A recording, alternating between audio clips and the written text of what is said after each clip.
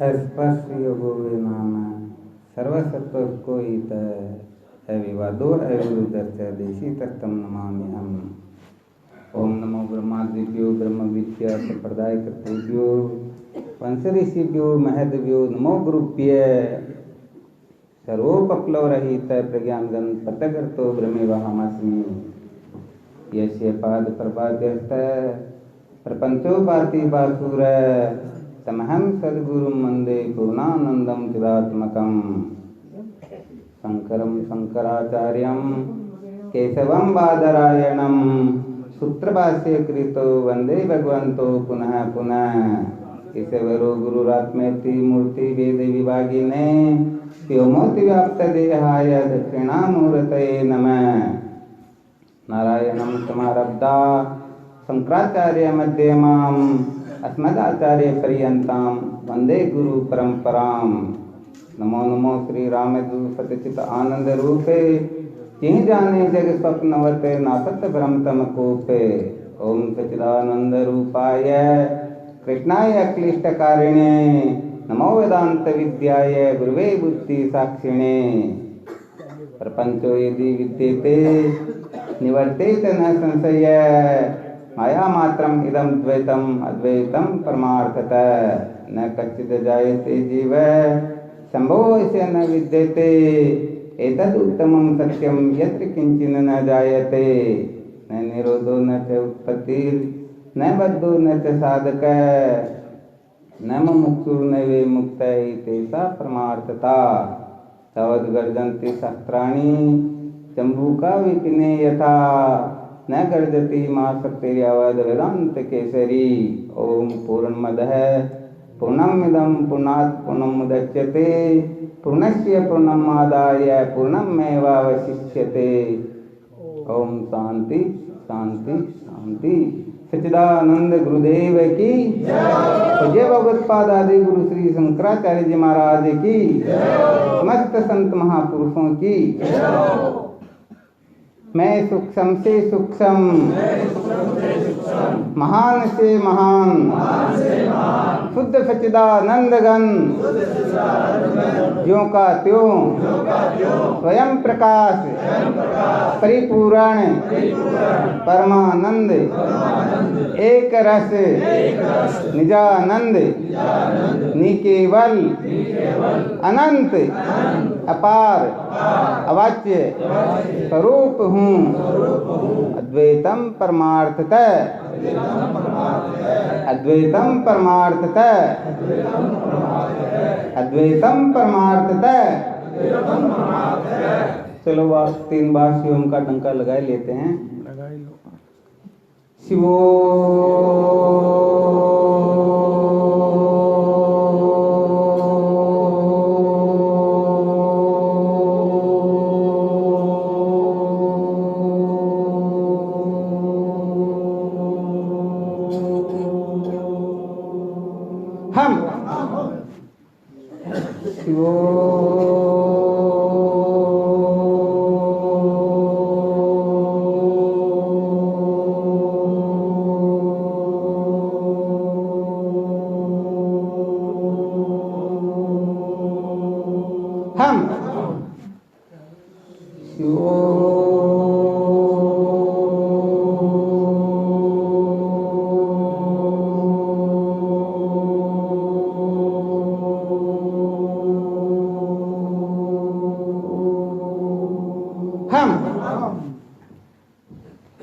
परम हृदय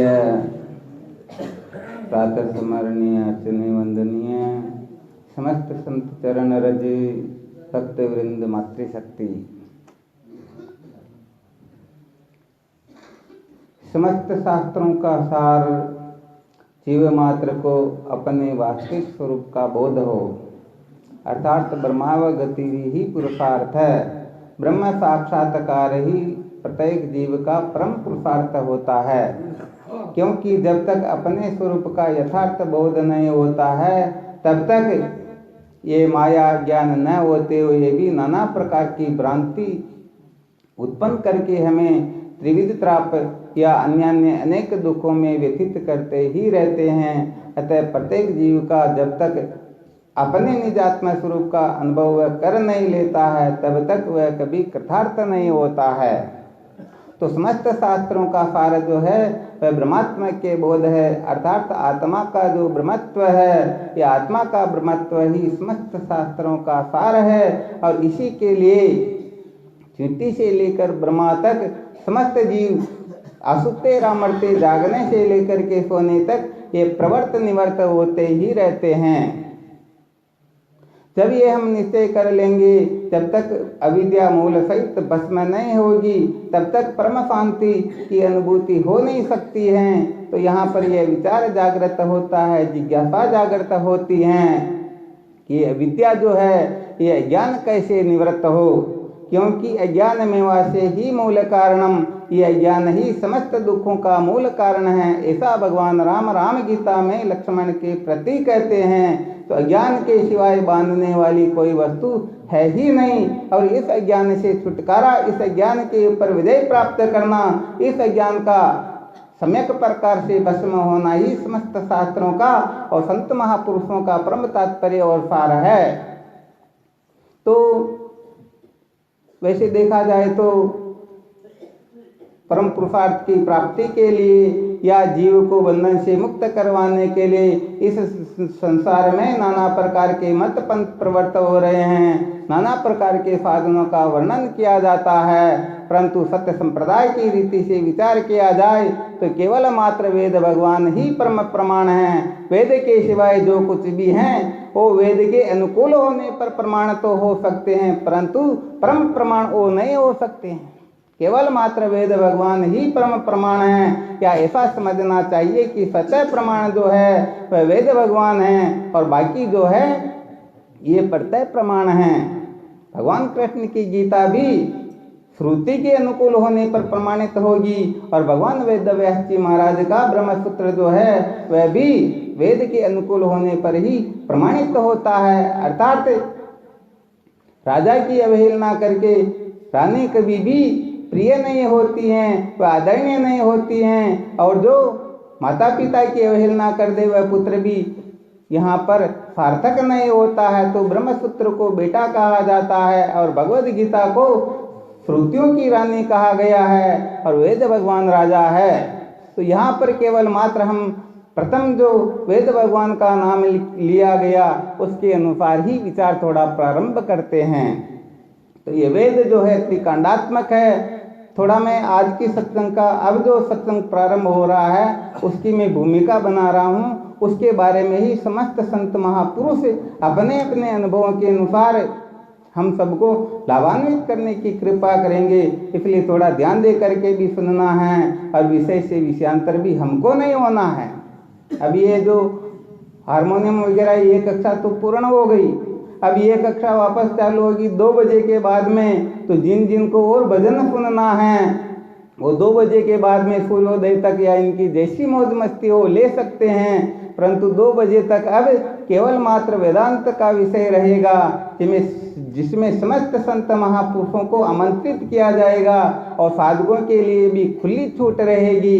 क्योंकि ज्ञाते द्वैतम न विद्यते, ये संत और जिज्ञासु तो व्यवहार दृष्टि से हैं, वैसे सब ब्रह्म रूप ही हैं। इसलिए प्रत्येक प्राणी का कर्तव्य है, प्रत्येक प्राणी यहाँ पर आकर के अपने विचार प्रकट कर सकता है, परंतु शास्त्र से प्रतिकूल न जा करके। तो यहाँ वेद भगवान से ही समस्त बंधनों से मुक्त होने का साधन हमें प्राप्त होता है। तो यहाँ ये जिज्ञासा होती है कि वेद तो त्रिकांडात्मक होते हैं, जिसमें शायद किसी को कोई आनाकानी है क्या। अर्थात वेद में कर्म उपासना ज्ञान 1 लाख मंत्र वेदों में है, उसमें से 80,000 मंत्र कर्म का वर्णन करते हैं, 16,000 मंत्र उपासना का और 4,000 मंत्र ज्ञान का वर्णन करते हैं।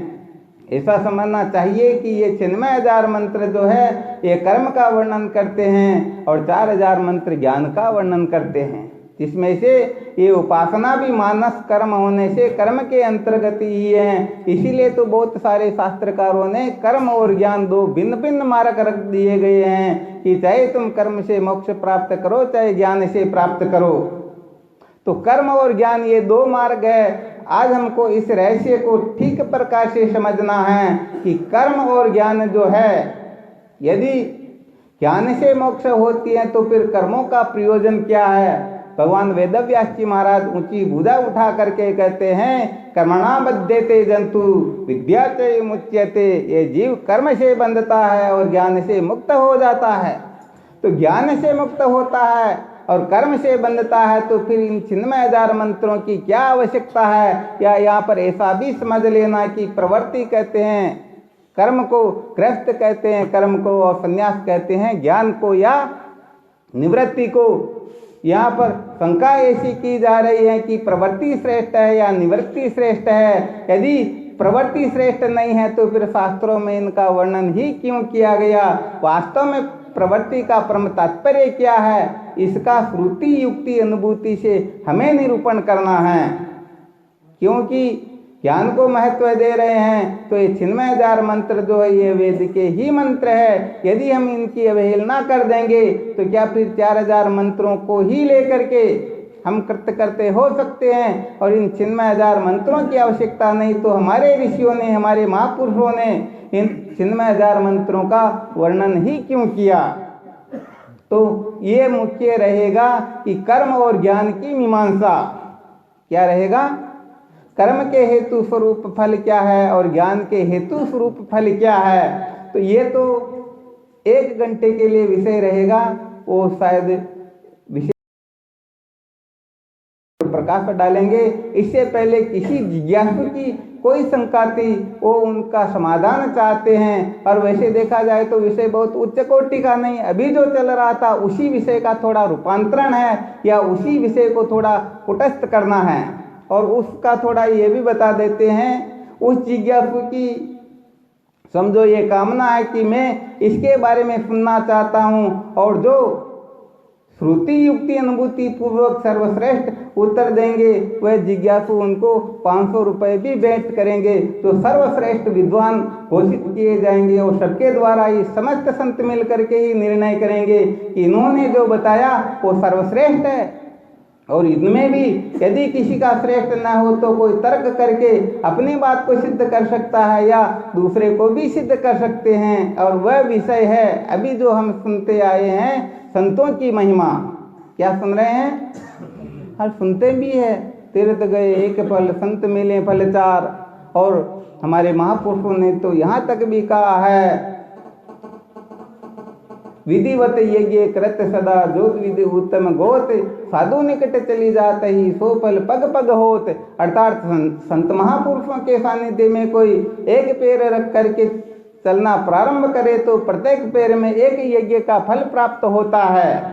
तो यहाँ पर पहले बहुत समय पहले एक श्लोक सुना करते थे, वह श्लोक है गीताया श्लोक पाठे न गोविंद स्मृति कीर्तनात् साधु दर्शन मात्रेण तीर्थ कोटि फलम लभेत। अभी 2 घंटे तो इसके ऊपर विचार चलेगा और अंत में जो ये कर्म और ज्ञान की मीमांसा, इनका प्रयोजन क्या है और वास्तव में रहस्य क्या है, इसके ऊपर प्रकाश तो 1 बजे के बाद होगा। इससे पहले ये 500 रुपये वाला जो इनाम है तो सर्वश्रेष्ठ महापुरुष होंगे, उनके चरणों में अर्पित किए जाएंगे।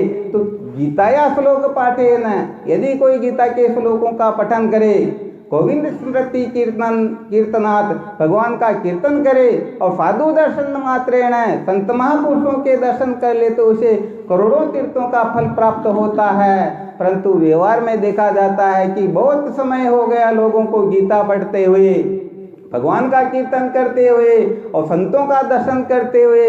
शायद मुझे तो नहीं लगता है कि किसी को करोड़ तीर्थों का फल प्राप्त हुआ हो, क्योंकि ये करोड़ों तीर्थों का फल भगवान राम जब तीर्थ यात्रा के लिए निकलते हैं तो जब वापस पहुंचते हैं तब उनको कैसा वैराग्य हुआ, योग वासिष्ठ के अंतर्गत आप देख लेना। यदि ऐसा वैराग्य हुआ तो समझो करोड़ यज्ञों का फल प्राप्त हुआ। परंतु हम सदा सर्वदा बहुत समय से, कोई 10 वर्ष से, कोई 20 वर्ष से, कोई 50-60 वर्ष से संतों के सानिध्य में हैं, संतों के दर्शन कर रहे हैं, गीता का स्वाध्याय कर रहे हैं और गोविंद का भजन भी कर रहे हैं, परंतु उनको करोड़ों तीर्थों का फल प्राप्त क्यों नहीं हुआ? वास्तव में इसमें रहस्य क्या है? क्योंकि देखो, जिज्ञासा के बिना तो काम चलने वाला जब तक जिज्ञासा जागृत नहीं होगी, जब तक हम इस बात को समझेंगे नहीं, तब तक तो समझना चाहिए कि सारा का सारा गुड़ गोबर है। हम बहुत जल्दी अपने आप को मान लेते हैं मैं जिज्ञासु हूँ, और जिज्ञासु तो हम बहुत कम समय तक रहते हैं और तुरंत ज्ञानी हो जाते हैं। क्या वास्तव में ये समस्त शास्त्रों का सार है? शायद आप लोगों ने सुना होगा गुरुदेव भगवान अखंडानंद सरस्वती जी महाराज, जिनको सबसे अधिक तत्ववेता महापुरुष का दर्जा प्राप्त था, ऐसे अखंडानंद सरस्वती जी महाराज जिन्होंने उपनिषदों के ऊपर, गीता के ऊपर, ब्रह्म सूत्र के ऊपर और अनेक शास्त्रों की व्याख्याएं प्रवचन किए हैं, वो अंत में कहते हैं कि मैंने मेरे जीवन में एक भी जिज्ञासु नहीं देखा। और मैं तो समझता हूँ, मैं तो 100 50 जिज्ञासुओं को, हाँ मेरे पास में तो 10-20 जिज्ञासु तो हमेशा ही रहते हैं, ये समझ लेना हमारा भ्रम है। तो हम क्या होता है, बहुत जल्दी जिज्ञासु हो जाते हैं, और जिज्ञासु थोड़ी देर रह करके तुरंत ही ज्ञानी हो जाते हैं। अभी 3-4 रोज पहले यहाँ अजमेर के अंतर्गत सर्वणानंद सरस्वती जी महाराज का सत्संग चल रहा था। परमहंसों की जो संहिता है उस भागवत के ऊपर वो प्रवचन कर रहे थे, तो बता रहे थे कि हम जब अखंडानंद सरस्वती जी महाराज के सानिध्य में रहते थे, तब प्रातःकाल अखंडानंद सरस्वती जी महाराज हमको गंगा के किनारे जितने भी ये लोग मल त्याग करते हैं, उस मल को उठवा करके पावड़ी तगारा दे देते थे, सब मल को फेंकवाते थे और तब हमको सानिध्य में रखते थे। एक दिन मैंने सोचा, एक दिन काम किया, अभी ये तो कोई मामूली बात नहीं है। आज झाड़ू निकालने में लोगों को शर्म आती है, और उनके लिए कहा गया जितने भी लोग यहाँ मल करते हैं, सारे के सारे मल को उठाओ, तगारी में भरो और अपने सिर पर रख करके कहीं दूर डाल करके आओ। उस दिन तो गुरुदेव की आज्ञा पालन कर ली, परंतु दूसरे दिन विचार किया, अरे ये कौन सा झगड़ा, ऐसा गंदा काम हो नहीं सकता है। बहुत बड़ा डंडा लेकर के खड़े हो गए वहां पर, कोई यहाँ पर आएगा नहीं, आएगा तो उसे यहाँ बैठने नहीं दूंगा, क्योंकि ये काम तो मेरे को ही। महाराज 5-4 बजे से खड़े हो गए। 5-5:30 बजे जब अखंडानंद जी महाराज उधर जाते हैं तो देखते, अरे भाई तुम यहाँ क्या कर रहे हो? भगवान यहाँ पर मैं किसी को बैठने ही नहीं दूंगा, तो फिर त्यागने की क्या आवश्यकता है, ले जाने की क्या जरूरत है? अखंडानंद जी महाराज कहते, बेटे तुम्हारी बात समझ में नहीं आई। अरे गंगा तो प्राणी मात्र की माँ है, और ये बेटे अपनी माँ की गोद में मलमूत्र का त्याग नहीं करेंगे तो कहाँ पर करेंगे? तुम इनको करने दो, तुम्हारी यही ड्यूटी रहेगी। तो भाई ऐसे जिज्ञासु नहीं माना जाता है। महाराज जी कहते हैं हमारे को जो साधक चाहिए वो केवल मात्र भजन बोलने वाला, प्रवचन करने वाला, ऊंची ऊंची बातें करने वाला नहीं चाहिए। हमको तो साधक चाहिए पीर व्यवस्थी भित्तिकर, अर्थात पीर का मतलब होता है प्रवचन करने वाला, व्यवस्था का मतलब, व्यवस्थी का मतलब हर प्रकार की व्यवस्था करने वाला, और भित्ति का मतलब अभी जो काम बताया ये भी सेवा करने वाला, और खर का मतलब होता है गदा। जैसे गधे के ऊपर जितना बोझ लद देते हैं वो ले चलता है, तो हमारे को केवल भजन करने वाला नहीं चाहिए, हमें तो समस्त लक्षणों वाला साधक चाहिए।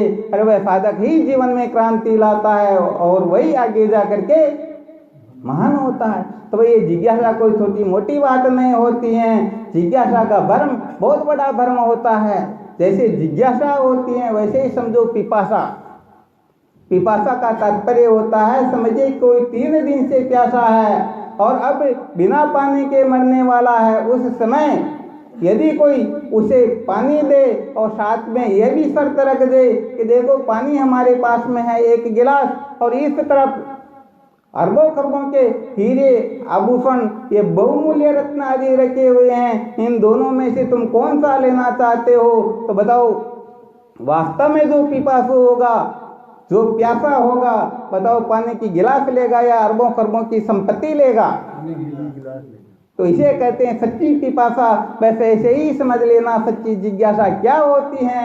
आजकल तो थोड़ी देर के लिए चलो एक तरफ तो तुम्हारे को ब्रह्म विद्या का उपदेश करते हैं, और दूसरी तरफ गुरु जी का आश्रम, गुरु जी का पद, गुरु जी की प्रतिष्ठा, गुरु जी की सारी वस्तु, बताओ तुम क्या लेना चाहोगे? कहेंगे भाई हमारे को ज्ञान की आवश्यकता। अरे तो सच्ची बात ये जिज्ञासा एक प्रकार का भ्रम है। याज्ञवल्क्य मुनि जब अपनी पत्नी मैत्रेयी को ब्रह्म विद्या का उपदेश करते हैं उस समय तब ही करते हैं जब मैत्रेयी अपने मुख से कह देती हैं कि किम अहम तेन कुर्याम एन नामृता श्याम, अरे उसे लेकर के मैं क्या करूंगी जिससे मैं अजर अमर नहीं हो सकूं। तो सच्ची बात यह है, जो सच्चा जिज्ञासु होगा वह ज्ञान के सिवाय किसी को महत्व नहीं देगा, और जो महत्व देते हैं वास्तव में उन्होंने ही सारा का सारा कचरा कर दिया, सारा का सारा। अरे समस्त नाम रूपात्मक प्रपंच जो है ये नाम रूप कुल गोत्र वर्ण आश्रम जागृत स्वप्न सुसुप्ति यही तो बंधन है, और इसको सत्य समझ करके इसको बनाए रख करके कोई चाहता है कि मैं परमात्मा की प्राप्ति करूं तो कल्प कल्पांतर तक भी कभी सत्य का साक्षात्कार कर नहीं पाएगा। तो अब ज्यादा लंबा विषय न लेकर के अभी जो विषय नियुक्त किया गया, गीता के श्लोक पढ़ने मात्र से करोड़ों तीर्थों का फल कैसे प्राप्त होता है, क्योंकि हम सब पढ़ रहे हैं तो इसको युक्ति सहित सिद्ध करके बताएंगे। और भगवान नाम के चिंतन से भी करोड़ों तीर्थों का फल और संतों के दर्शन मात्र से तीर्थ कोटि फलम लभेत।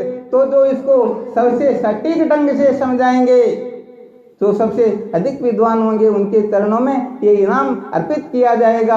तो समस्त संत महापुरुषों से निवेदन ये नहीं है कि जो बोल चुके उनका नंबर नहीं आएगा, पहले संत महापुरुष कृपा करेंगे, और यदि कुछ कमी बेसी रह जाएगी तो साधकों में भी खुली छूट दी गई है, वो भी आकर के अपना विचार व्यक्त कर सकते हैं। तो पहले विषय रहेगा गीता के श्लोक पढ़ने से, गोविंद के स्मरण करने से और संतों के दर्शन करने मात्र से करोड़ों तीर्थों का फल कैसे प्राप्त होता है। और 2 घंटे के बाद में फिर विषय रहेगा ज्ञान और कर्म की मीमांसा, प्रवृत्ति श्रेष्ठ है या निवृत्ति श्रेष्ठ है, इसके ऊपर फिर विचार किया जाएगा। बोलो सच्चिदानंद गुरुदेव की। यदि किसी के समझ में ना आए तो शंका भी कर सकते हैं, परंतु राग द्वेष पूर्वक नहीं, किसी को नीचा दिखाने के लिए नहीं। वास्तव में सच्चे साधक जिज्ञासु बन करके फिर हमें शंका करनी, और शंका शास्त्रों की मर्यादा में रह करके करना, उठपटांग नहीं करना। जो बोलना नहीं जानते उनको चुप ही रहना, चुप रहने में ही फायदा है।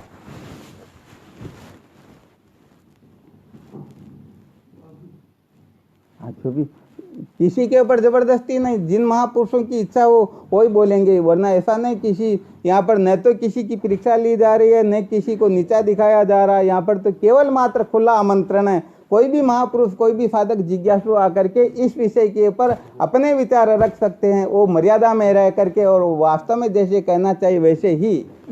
हाँ, दूसरा तीसरा विषय नहीं कि